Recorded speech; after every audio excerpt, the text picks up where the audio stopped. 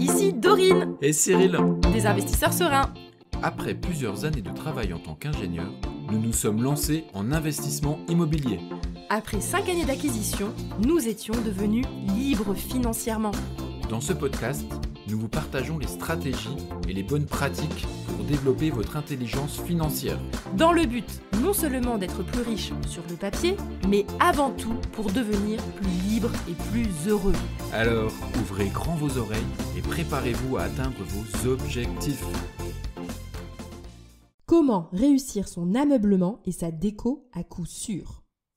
Hello les investisseurs sereins, j'espère que vous allez bien.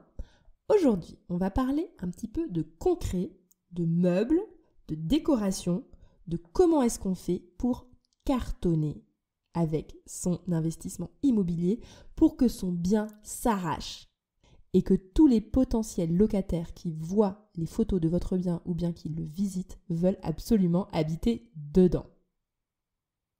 Un grand merci à Aurore qui m'a suggéré cet épisode. J'avais demandé des idées d'épisodes sur Instagram et Aurore m'avait répondu justement qu'elle aurait bien voulu avoir des astuces pour s'inspirer dans sa déco et dans ses meubles. C'est chose faite, donc c'est parti. Dans cet épisode, je vais d'abord partir sur 3 grands points pour réussir cet ameublement et sa déco à tous les coups. Et je vais finir par des petites astuces très pratico-pratiques à la fin de l'épisode. C'est parti. Premièrement, pour réussir son ameublement et sa déco, moi ce que je vous conseille fortement, c'est de partir du principe que meubler et faire une belle déco, c'est un métier. Parce que moi je vois trop de personnes qui sont persuadées qu'elles ont des super bons goûts, que naturellement, elles savent assortir bien les choses. C'est pas parce que vous avez reçu 2 fois un compliment sur la décoration du logement là où vous habitez actuellement que vous êtes bon pour meubler et faire une belle décoration d'un logement locatif. Il y a toujours des gens qui aiment bien notre style, donc c'est facile d'avoir entre guillemets des compliments. Mais ce qu'il faut bien comprendre, c'est que les personnes qui font de la décoration, notamment dans Ikea. Je ne sais pas si vous avez déjà été à Ikea, ou même dans les magazines de meubles ou de décoration, vous allez voir, les photos, elles sont toujours canon. Et les gens qui font ça, en fait, c'est leur métier. C'est-à-dire qu'ils passent leur journée à réfléchir, à faire que les photos soient super belles, que tout soit super bien assorti, que ça donne envie d'habiter là où c'est et ça donne envie d'acheter des produits qui sont sur les photos ou les produits justement qui sont en vente à Ikea mis en scène. C'est exactement ça, c'est une mise en scène. Et les gens qui font ça, en fait, ils réfléchissent très longtemps et ils sont vraiment doués à ça. Donc, moi, ce que je vous conseille, c'est partir du principe que vous, c'est pas votre métier. Et donc, moi, comment je fais, c'est que j'admets que partir de zéro pour faire une super déco, c'est super dur. Ce que je vous conseille, c'est n'essayez pas d'inventer la roue en décoration. Prenez des magazines, allez sur Internet, fouillez et essayez de trouver une décoration, un style qui vous corresponde et vous aurez juste à copier-coller ce qui est affiché, ce que vous trouvez professionnel et bien fait. Donc, moi, c'est ce que j'ai fait clairement pour tous les appartements de nos immeubles. C'est très simple. Je vais sur Internet. Je trouve un visuel d'une chambre que je trouve bien ou d'un appartement, d'un studio et je regarde et je me dis « Ah ouais, ça déjà, ça me va » et ensuite, je copie. Quand je dis « je copie », ça ne veut pas dire que j'achète ce qu'il y a sur la photo. Ça veut juste dire que je me dis « Ah ouais, en fait, les rideaux gris foncé sont vachement cohérents avec la petite touche de bleu qu'il y a sur le mur et j'adore parce qu'ils ont mis des petites touches de jaune et en plus de ça le sol il est je sais pas par exemple en parquet marron foncé et les meubles sont en clair par exemple ou en noir, enfin, je sais pas, je dis un peu au pif mais imaginons une photo et en fait je me dis bah ok, je fais exactement ce qu'il y a sur la photo, c'est-à-dire que le sol je le fais en imitation parquet marron, les rideaux je les mets en gris foncé, le mur, je le mets en bleu d'une couleur tout à fait similaire. Les meubles, je les fais pareil. Bref, et j'applique. Et comme ça, en fait, vous n'avez pas de raison de vous planter en déco parce que vous aurez pris une photo d'un professionnel Et en plus de ça, vous avez juste finalement à répliquer un petit peu ce que vous voyez sur la photo. Ça, c'est mon astuce et je l'utilise et je la trouve extraordinaire. Et à chaque fois que je montre les photos des appartements, tout le monde me dit « Ah mais c'est génial, c'est trop beau ». Mais en fait, j'ai envie de dire, moi j'ai rien inventé. J'ai juste allé voir un truc qui avait l'air au top et qui est universel. Alors justement, j'en arrive au point 2. C'est la notion de goût universel. L'idée, c'est pas d'être original. L'idée, c'est pas d'être à part. Moi, ce que je vous conseille, en fait, c'est exactement comme quand vous allez dans Ikea. Concrètement, il n'y a rien qui est moche à Ikea. Je veux dire, c'est rare une pièce, entre guillemets, j'appelle ça une pièce, mais c'est-à-dire une mise en scène de salle de maison qui est moche. En fait, c'est pensé pour que ça plaise à tout le monde.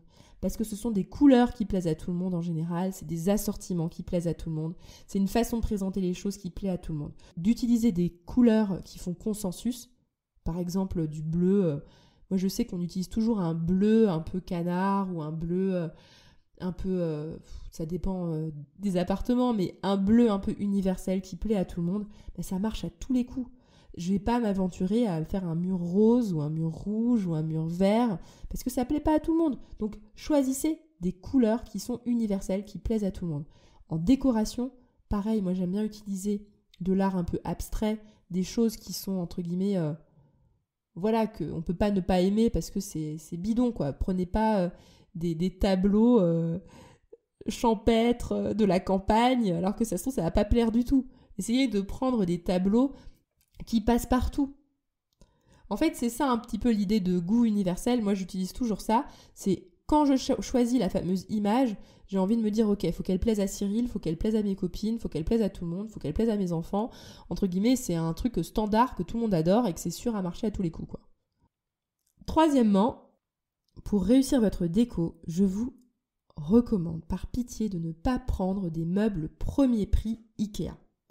Alors moi, ça me fait penser à la fameuse table basse. Je ne sais pas si vous voyez la table basse Ikea en carré là, que tout le monde met dans ses appartements en location quand je vais sur les annonces des studios à louer. Mais par pitié, quoi. Mettez un peu plus cher, mais ne mettez pas des produits tellement basiques de Ikea que tout le monde connaît. Mais du coup, ça fait aucun style, quoi. Moi, ce que je vous conseille plutôt, c'est soit vous avez qu'un appartement à meubler et vous avez du temps, les moyens de transporter les meubles, dans ce cas-là, vous pouvez en effet éventuellement regarder des bons plans sur le Bon Coin. Vous voyez que sur votre photo d'inspiration, il y a des meubles, par exemple d'un bois clair. Vous cherchez sur le Bon Coin des meubles de bois clair qui correspondent un petit peu au style de la photo, et puis c'est bingo.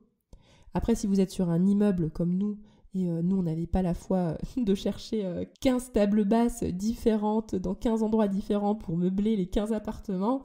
À ce moment-là, nous, en effet, on a pris du Ikea, mais plutôt du Ikea de gamme moyenne, c'est-à-dire que ce n'était pas des premiers prix, mais c'était quand même pas trop cher, tout en étant robuste et joli.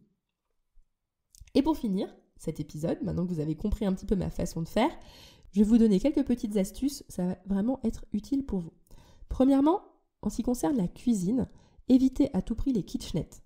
Ça coûte pas trop cher de faire une cuisine avec un vrai plan de travail et franchement, ça change absolument tout au standing de l'appartement. Vous passez de la catégorie du propriétaire qui fait vraiment le strict minimum pour ses locataires avec sa kitchenette basique à un propriétaire qui a réalisé un logement beaucoup plus travaillé, qui va beaucoup plus attirer les locataires avec un vrai petit plan de travail et 2-3 jolis couverts que vous mettez dessus et comme ça fait tout de suite son effet. Deuxièmement, dans les salles de bain, je vous recommande toujours de mettre un vrai meuble vasque, pas les espèces de vasques là où il n'y a pas de rangement en dessous, c'est pas joli. Vous mettez un vrai meuble vasque. Ensuite, je vous conseille également les toilettes suspendues, parce qu'en réalité, ça coûte pas beaucoup plus cher, mais tout de suite, ça fait pas du tout le même standing.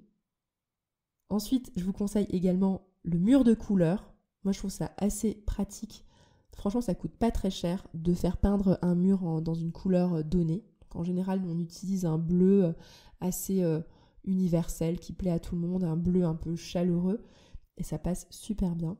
Quand on dit un bleu chaleureux, ça veut dire qu'il a un petit peu de turquoise dedans. Enfin, je sais pas si vous voyez ce que je veux dire. C'est pas un bleu froid, c'est un bleu un peu chaud, quoi. Autre astuce encore que j'ai en tête, c'est pour les bureaux, si jamais vous le faites pour des étudiants, prenez en fait des tables de cuisine. Parce qu'en fait, à Ikea, les tables de cuisine sont vachement plus résistantes. Elles ont fait des tests de chaleur, etc. Si jamais on pose des plats dessus pour qu'elles soient vraiment ultra résistantes, si jamais on renverse de l'eau.